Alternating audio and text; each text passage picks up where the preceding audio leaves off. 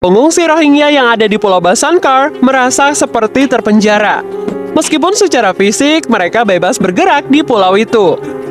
Bedanya dengan penduduk di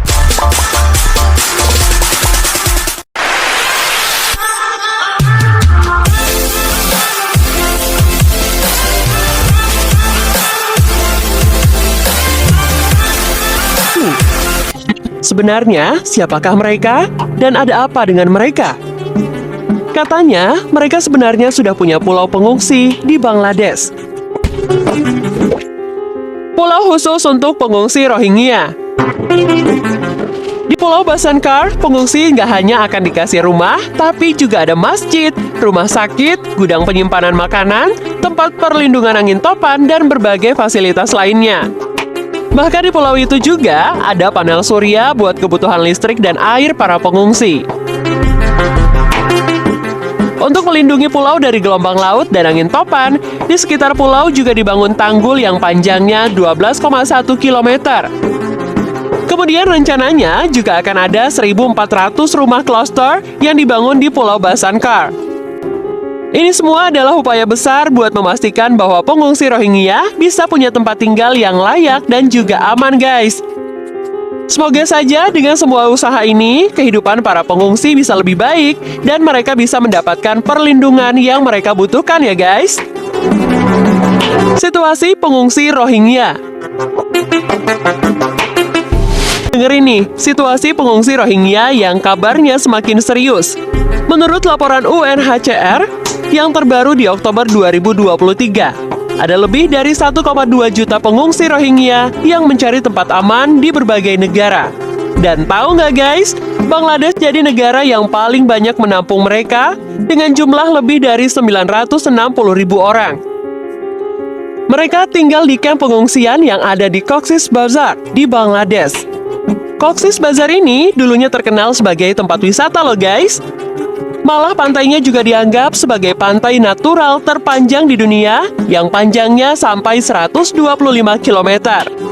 Tapi sejak tahun 2017, Cox's Bazar lebih dikenal sebagai tempat kamp pengungsian.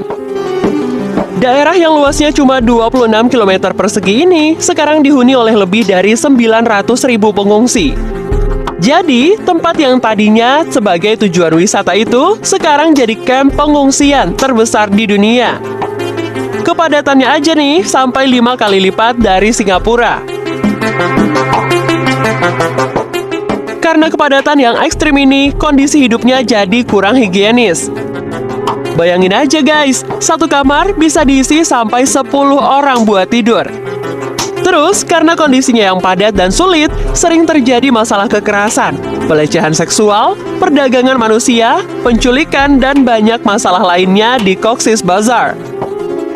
Jadi, situasi pengungsi Rohingya di sana tuh nggak mudah dan juga butuh perhatian serius dari kita semua.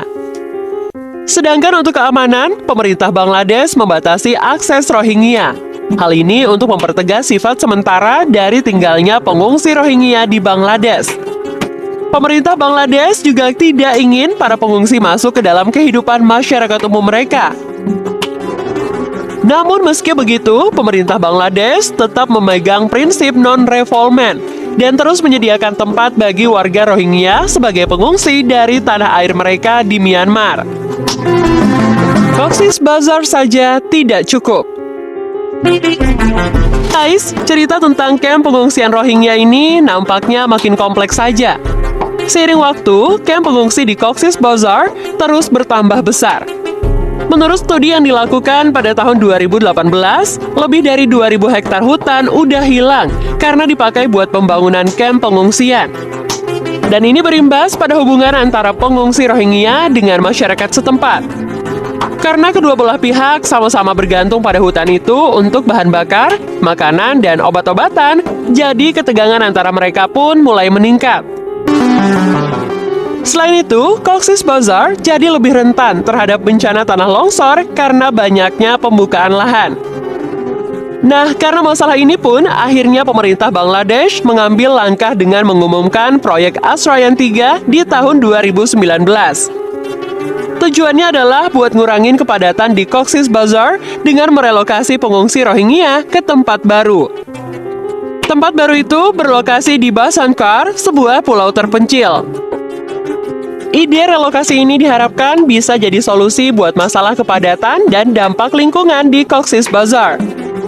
Jadi, dengan pemindahan pengungsi Rohingya ke Pulau Bhasankar, diharapkan bisa mengurangi tekanan terhadap lingkungan dan juga mengurangi ketegangan dengan masyarakat lokal. Harapannya, kondisi hidup para pengungsi bisa lebih baik dan stabil dengan adanya relokasi tersebut. Nah, Pulau Bhasankar ini rencananya akan jadi tempat baru untuk sekitar 100.000 pengungsi Rohingya. Pembangunan kamp pengungsian di sana itu merupakan hasil kerjasama antara pemerintah Bangladesh dengan angkatan laut mereka. Biayanya aja nih guys, sekitar 330 juta US dollar atau sekitar 5,2 triliun rupiah. Dan itu semua dibiayai oleh pemerintah Bangladesh sendiri. Dan ini juga bakal menjadikan Pulau Bhasankar sebagai salah satu kamp pengungsi terbesar di dunia. Kondisi pulau dan relokasi pengungsi. Lalu, seperti apa kondisi di pulau yang baru ini? Oke guys, mari kita bahas lagi nih lebih detail tentang relokasi pengungsi Rohingya ke Pulau Bhasankar. Jadi di Pulau Bhasankar ini ada rencana untuk membangun 1.400 rumah klaster. Masing-masing dari rumah klaster tadi terdiri dari 12 rumah dan setiap rumahnya punya 16 kamar.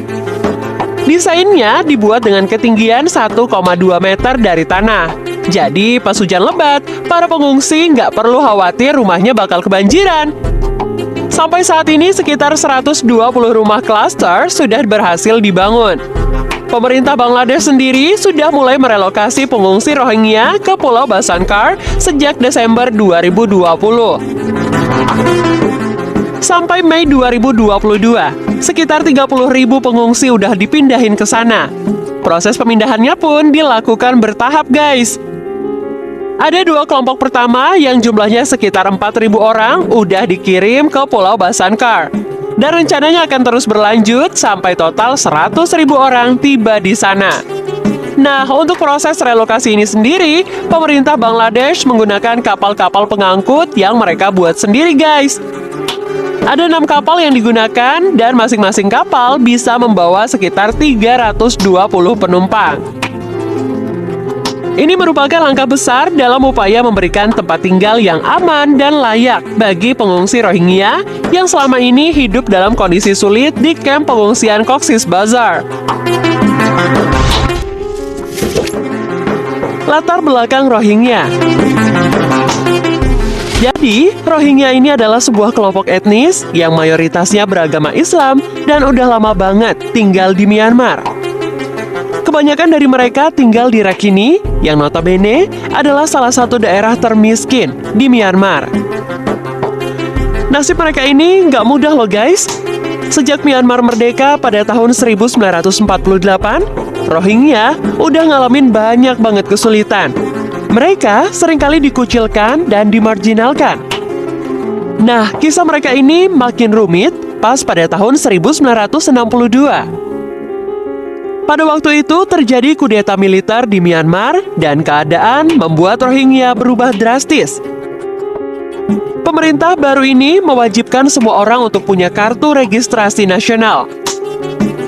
Tapi yang bikin sedih nih guys, warga Rohingya malah cuma dikasih kartu identitas asing. Bayangin aja guys, mereka yang udah lama tinggal di sana, tapi dianggap kayak orang asing di negeri mereka sendiri. Dan gak cuma itu aja, nasib Muslim Rohingya juga makin berat.